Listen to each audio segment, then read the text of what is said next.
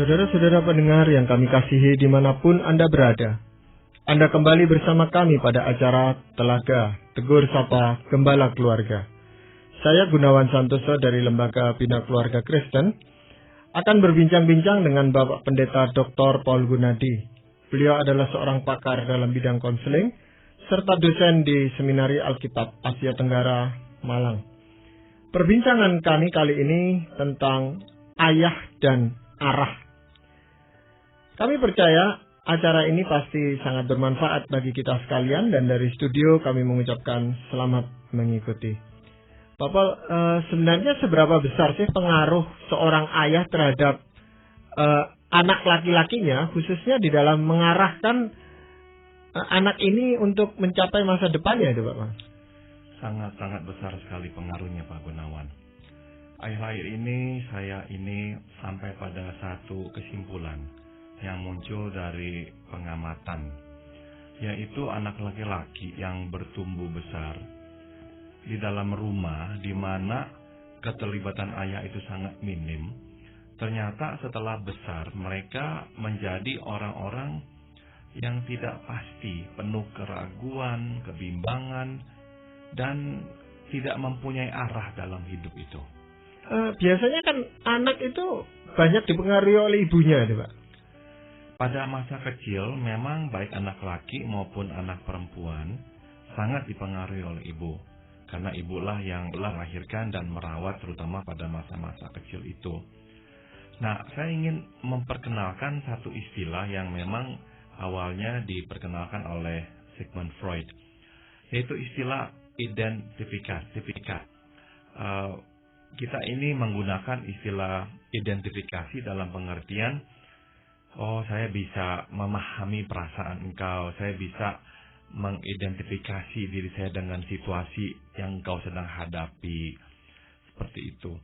Namun sebetulnya istilah ini sendiri mengandung arti yang berbeda. Bagi Freud, identifikasi berarti menginternalisasi atau memasukkan sifat atau kualitas dari orang lain ke dalam diri kita. Dengan kata lain, misalkan kita dibesarkan dengan seseorang yang senang bercanda. Nah, mungkin sekali atau besar kemungkinannya kita memasukkan sifat tersebut menjadi bagian diri kita. Akhirnya kita pun turut menjadi orang yang senang bercanda. Nah, pada masa kecil anak-anak baik laki maupun perempuan terlibat dalam proses identifikasi dengan ibu mereka. Jadi sifat-sifat mama itulah yang diserap. Anak laki-laki terpaksa pada usia yang sudah makin dewasa harus mengubah atau mengalihkan objek identifikasinya dulunya kepada ibu. Terus sekarang harus dipindahkan kepada ayah sebab dia menyadari bahwa dia bukanlah wanita.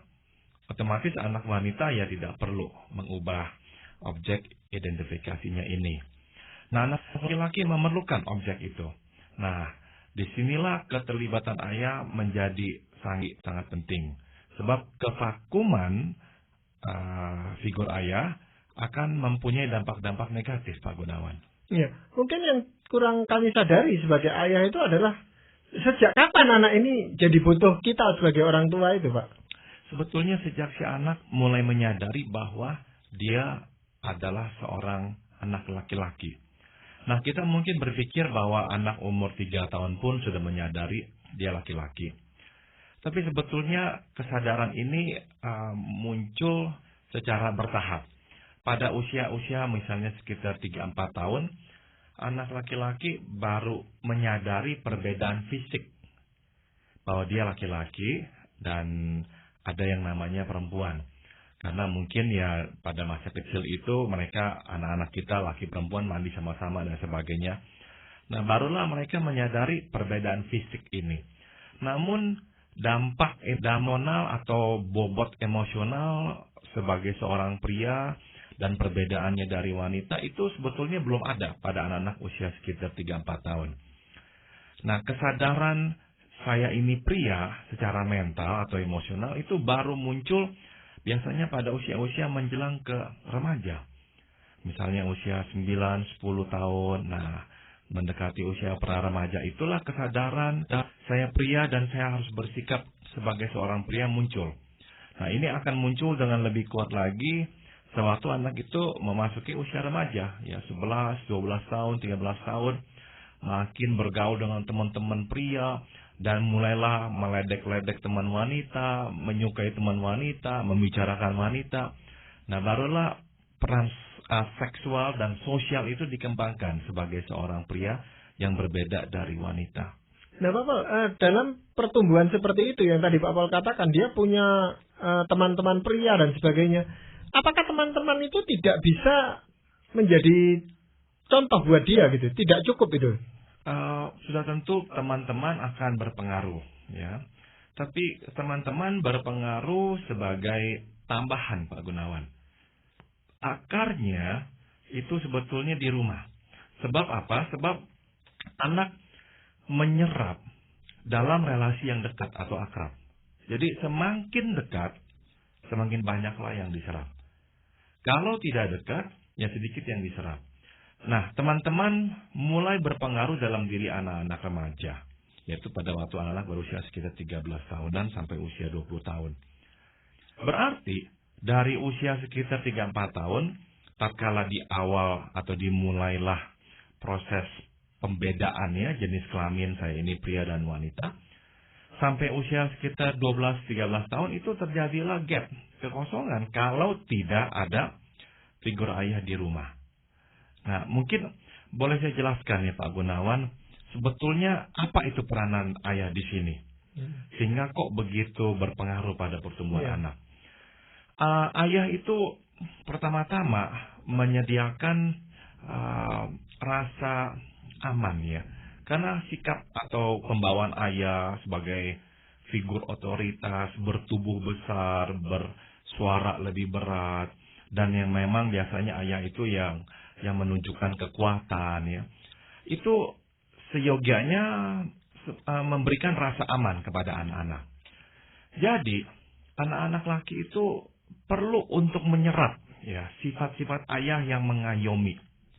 Sifat ayah yang bisa melindungi. Nah, kalau si anak tidak memperoleh objek identifikasinya dari ayah ini, saya lihat waktu mereka besar, mereka mencari-cari Pak Gunawan, mencari-cari orang yang bisa melindungi atau mengayomi mereka. Seakan-akan mereka menjadi orang dewasa yang terus-menerus membutuhkan orang yang lebih dewasa lagi darinya untuk bisa menunjukkan arah hidup, menunjukkan jalan, atau menyediakan bantuan. Jadi kebergantungannya menjadi sangat besar. Nah, inilah salah satu peranan ayah di dalam kehidupan si anak itu. Ya, jadi kalau begitu Pak Paul, sekalipun ayah itu hadir di tengah-tengah keluarga, namun kalau ayah itu tidak memberikan suatu teladan yang baik, yang bisa dicontoh, anak itu juga akan mencontoh yang tidak baik dari ayahnya. Tepat sekali. Jadi kalau si ayah itu menjadi figur yang negatif, si ayah itu nggak bisa enggak karena memang hidup serumah dan dekat dengan si anak, akan berpotensi menularkan sifat atau karakternya kepada si anak. Meskipun nantinya si anak akan berusaha keras untuk melawannya kalau dia memang tidak menyukai sifat-sifat ayah itu. Saya jelaskan Pak Gunawan yang saya maksud. Bukankah ada kalanya kita ya menyukai sifat tertentu dari orang tua kita. Kita kemudian serap menjadikan itu bagian dari diri kita. Nah, itu yang kita lakukan. Tapi ada kalanya kita pun menemukan bahwa ada sifat tertentu dari orang tua kita yang tidak kita sukai dulu itu. Tahu-tahu ada pada diri kita. Kita terkejut, kok bisa ada pada diri saya? Misalnya, si ayah mudah marah. Setiap kali kalau kita berbuat kesalahan sekecil apapun, langsung marah. Kita tidak suka dengan sifat itu. Entah mengapa setelah kita dewasa, kita punya anak, tiba-tiba kita menemukan hal yang sama pada diri kita. Anak kita berbuat kesalahan, kita langsung bereaksi dengan keras, memarahinya, dan kita sadari tanpa kita mau, kita sudah menyerapnya. Gitu. Iya. Dan proses seperti itu, anak pun tidak menyadari betul ya Pak ya, bahwa itu terjadi di dalam dirinya. Seringkali tidak, Pak Gunawan. Jadi biasanya si anak baru menyadari dia memiliki sifat itu tatkala dia berada di tempat yang sama dengan ayahnya dulu. Misalnya, dia belum menyadari dia itu akan mudah sekali marah terhadap anaknya sampai dia punya anak. Nah, mungkin sekali sebelumnya dia adalah seseorang yang lumayan sabar. Tapi waktu dia punya anak, nah barulah karakter atau sifat tersebut dihidupkan kembali. Jadi, sekali lagi pengaruh ayah di sini sangat penting. Tadi kita bicara pengaruh yang negatifnya. Nah, kita bicara lagi sekarang tentang pengaruh positif. Yang pertama tadi saya sudah singgung adalah tentang pentingnya ayah hadir di rumah untuk memberikan contoh atau sifat mengayomi, melindungi. Nah, itulah yang harus dimiliki oleh si anak. Kalau dia tidak memiliki atau tidak sempat menyerap sifat melindungi atau mengayomi, setelah dewasa, dialah yang berusaha mencari orang untuk mengayominya, untuk melindunginya. Nah, yang kedua yang saya bisa juga amati, yang penting adalah ayah itu lambang pemimpin. Ayah menyimbolkan kepemimpinan di rumah karena Tuhan memberikannya tugas sebagai kepala keluarga. Nah, otomatis kepala atau pemimpin ya harus mempunyai keyakinan diri, kepastian dalam pengambilan keputusan, tidak meragukan pertimbangannya. Nah, kalau si anak berkesempatan menyerap sifat-sifat ini dari si ayah, dia akan bertumbuh menjadi anak yang relatif percaya diri, ya, nyaman dengan pertimbangannya dan percaya pada pertimbangannya. Sebaliknya, kalau si ayah tidak hadir atau tidak ada di rumah, si anak itu akan bertumbuh besar memiliki 1001 macam keraguan. Dia tidak pernah menyerap kepastian itu tuh, keyakinan itu tuh untuk memimpin. Akhirnya apa yang dia lakukan? Dia akan sekali lagi ya mencari-cari orang lain yang bisa memimpin, yang bisa menunjukkan arah. Sebab dia memang tidak memiliki kepastian itu tuh. Jadi saya simpulkan kevakuman menimbulkan kebingungan kepada anak, ketersesatan kepada anak laki-laki ini. Nah, ini yang akhirnya sering saya saksikan, Pak Gunawan.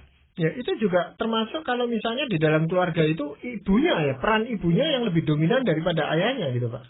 Ya, jadi kalau memang ayahnya absen, seringkali untuk menambal kekurangan itu si ibu yang berperan lebih besar, berperan ganda. Nah, ini akhirnya ya sedikit banyak bisa menimbulkan juga konflik dalam diri si anak pada masa pertumbuhannya. Tuhan mendesain seharusnya lah si ayah yang mengepalai menjadi seorang pemimpin dan mentransfer sifat atau karakter itu kepada si anak laki-lakinya. Sewaktu itu tidak terjadi, ya memang akan sedikit banyak terjadi gangguan. Iya, kadang-kadang kan memang ayahnya hadir di situ, ada itu, tetapi katakan kalah pengaruh gitu Pak dengan istrinya. Bisa jadi, ya, karena memang si ayahnya terlalu pasif, ya, sehingga akhirnya tidak terlalu berperan.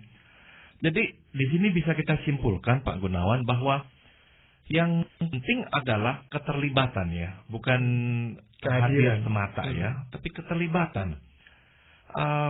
Kalau boleh saya gunakan pengibaratan, begini nih, ada kasus di mana ayah-ayah itu sebetulnya figur yang positif, ya, panutan model yang baik, terhormat, terpuji.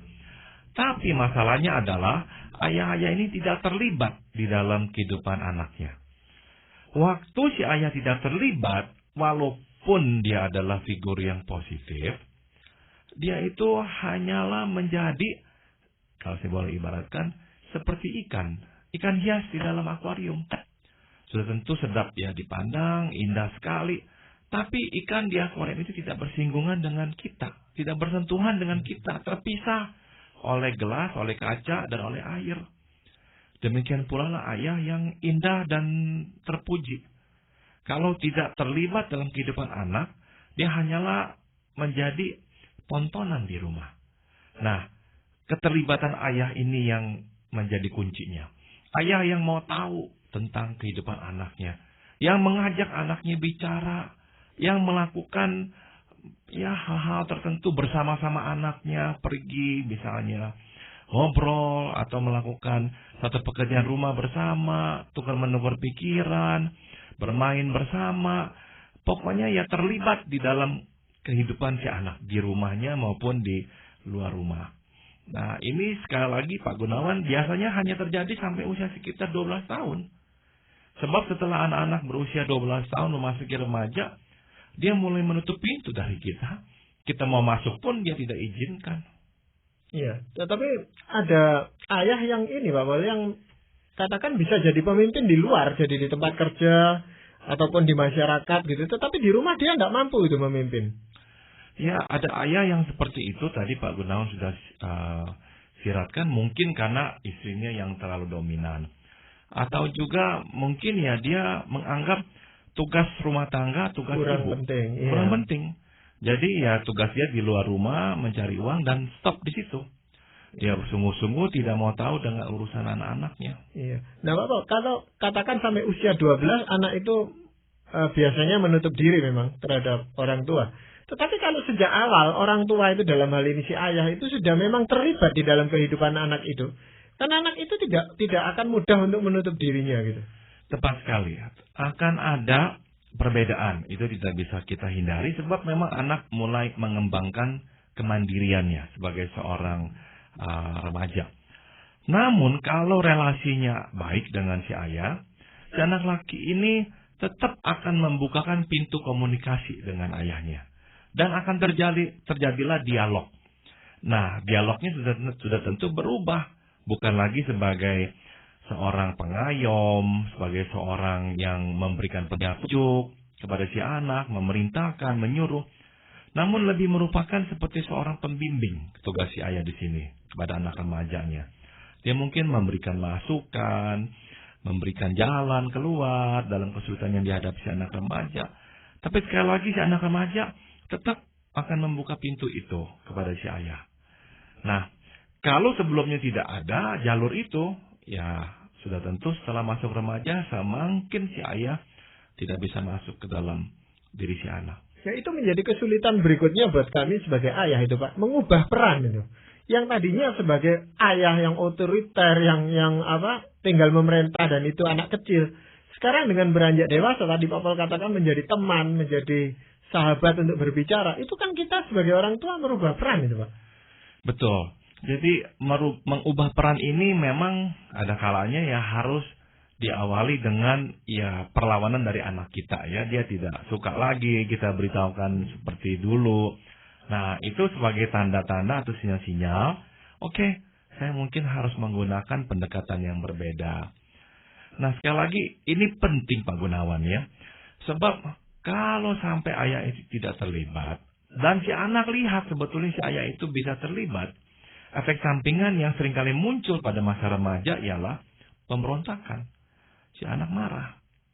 Marah kenapa? Sebab dia tahu si ayah sebetulnya terlibat.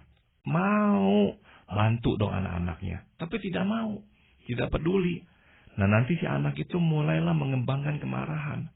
Berbeda dengan anak yang misalnya tidak ada ayah karena ayahnya sudah meninggal dunia. Ya dia akan rindu. Tapi dia tahu memang ayahnya meninggal. Tapi kalau ayahnya itu tidak meninggal namun tidak terlibat, dia akan rindu, merindukan si ayah sekaligus marah. Nah, muncul dalam bentuk pemberontakan atau kebalikannya apatis. Memasa bodohkan semua hal, sangat pasif dalam hidup, tidak mau tahu dan harus terus-menerus dipimpin, tapi dipimpin pun susah, nanti ngambek, nanti nggak mau, nanti tukar pikiran lagi, terus seperti itu. Iya, mungkin ada juga salah pengertian tentang perlindungan itu Pak Paul, dengan memberikan kecukupan terhadap anak laki-lakinya itu hanya sebatas cukup material. Hanya materinya aja Pak dicukupi.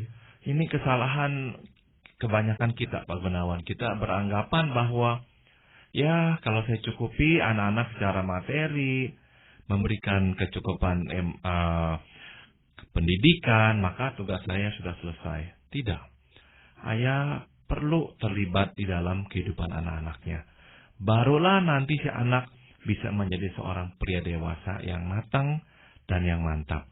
Kadang-kadang ayah hanya berharap anaknya tiba-tiba bisa lompat dan menjadi seorang pria dewasa.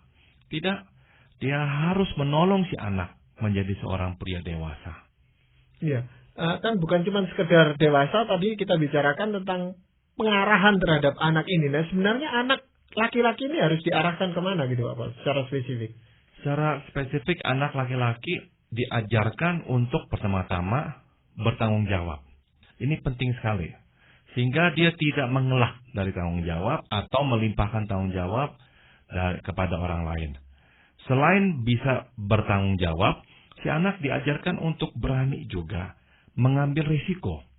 Ini adalah salah satu kualitas kepriaan yang penting yang harus mulai ditumbuhkan pada diri si anak sejak usia yang lebih awal.